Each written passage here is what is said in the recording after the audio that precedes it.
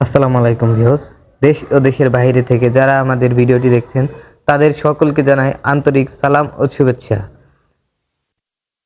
আজকে আমরা আপনার তুরস্ক থেকে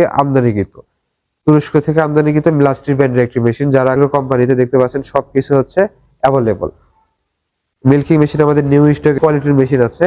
আমি যদি আপনাদের ছোট থেকে শুরু করতে চাই। আমরা তো অনেকেই জানে যে অয়েল পাম্প ড্রাই পাম্প দুটোই হয়। জি, এটা 2.5 থেকে 3 ঘন্টার ভিতর আপনি মোটর যেতে। এই ক্ষেত্রে এই মেশিনে কোনো রেস্টের প্রয়োজন নাই। আপনি 3-4 ঘন্টা একবার অবিকল একই নিয়মে একই গতিতে আপনি চালাতে পারবেন।